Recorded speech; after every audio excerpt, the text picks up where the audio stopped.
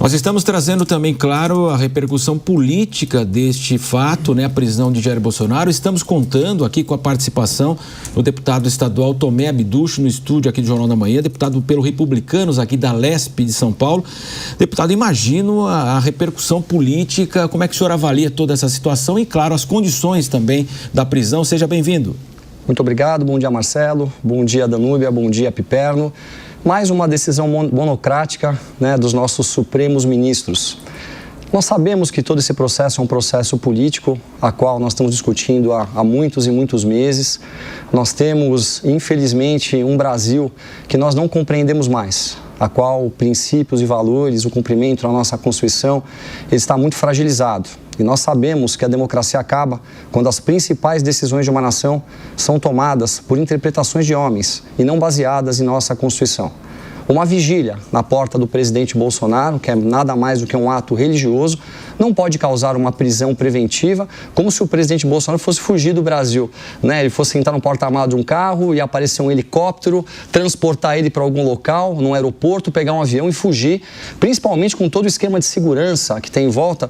E coisas são muito emblemáticas, né? Hoje é dia 22, o presidente está debilitado, o Brasil inteiro está de joelhos com as decisões que são tomadas pelos nossos ministros da Suprema Corte. E eu fico aqui me perguntando, que país que nós estamos construindo? Porque discutir o julgamento do presidente não vai levar a nada. Todos nós sabemos que já tinha um veredito dado desde ali atrás. Então, ou seja, meses e meses e meses de discussão de um processo em cima de um crime de abolição violenta do Estado Democrático de Direito, onde todos nós brasileiros sabemos que aquilo lá não aconteceu, porque como já dissemos muito aqui, não houve organizadores, não houve um dia seguinte, não temos financiadores, não temos as imagens.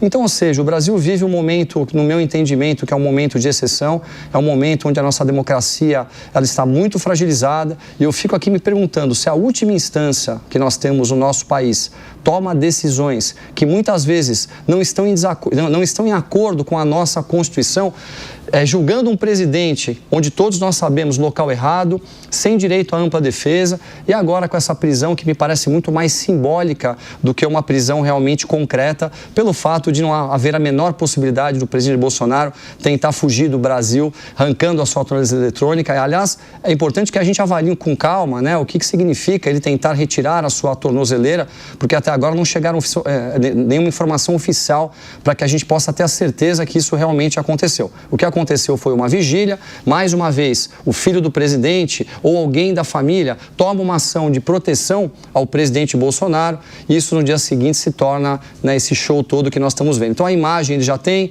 o presidente está sendo conduzido, vamos agora ver quais serão os próximos passos, mas eu estou muito descontente e pouco confiante que a gente vai ter uma decisão balizada em nossa Constituição e que realmente possa dar um caminho jurídico natural para todo esse processo. O que acontece no Brasil, infelizmente, é uma grande tristeza. Fábio Piperno novamente conosco. Piperno, então, deputado, questionando se é a questão técnica, jurídica ou política, Piperno.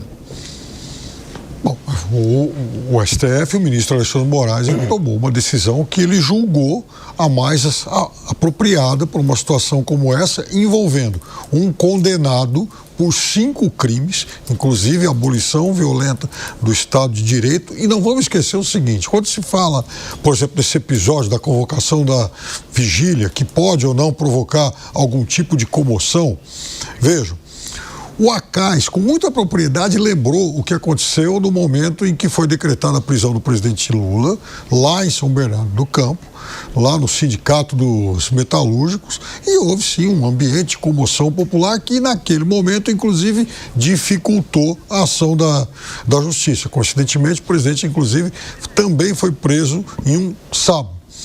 Então, veja, não é alguém que tenha um histórico de ampla defesa das liberdades e respeito de decisões e tal. Não, é alguém condenado por 5 crimes, alguns claramente de afronta ao sistema político, e alguém que já foi, inclusive, uma espécie de mártir de manifestantes que se acamparam por 70 dias.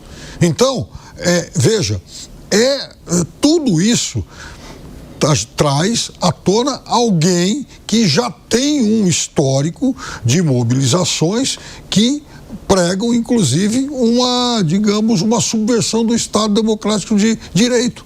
Então, é claro que se a gente analisar essas causas, todo esse elenco fático apontado pelo ministro, enfim, Alexandre de Moraes, se a gente pegar essas causas individualmente, é óbvio que dá para a gente ter múltiplas interpretações de que foi construído um enredo político e tal, mas não.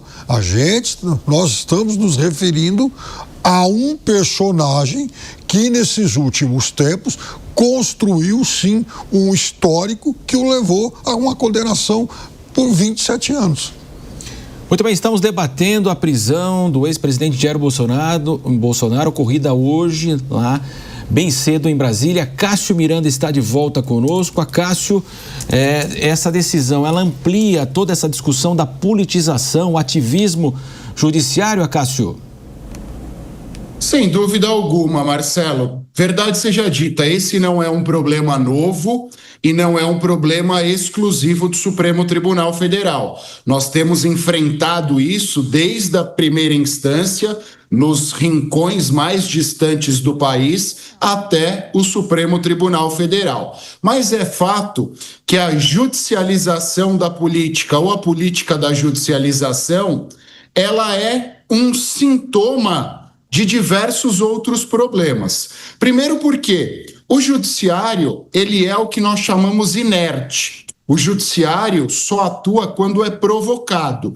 E todas essas ações em relação às quais nós discutimos, sejam aquelas perante o Supremo Tribunal Federal, sejam ações civis públicas em primeira instância, todas elas são promovidas ou por entidades legitimadas ou até por partidos políticos. Quando nós olhamos para as ações diretas de inconstitucionalidade que tramitam no Supremo Tribunal Federal e quando nós olhamos também para o artigo 109 da Constituição, os partidos políticos são legitimados à propositura dessas ADINs e são os principais responsáveis por estas proposituras. Então, esses partidos perdem os debates no Congresso e, ao invés de se conformarem com o jogo, eles usam a esfera judicial para promoverem ou repromoverem esse tipo de debate. Sem contarmos que a omissão dos próprios partidos políticos também dá margem à propositura de ADPFs e ADINs perante o Supremo Tribunal Federal. Por isso que eu digo que é um sintoma. Existem outras causas a serem resolvidas, mas fato é que dá margem a essa discussão.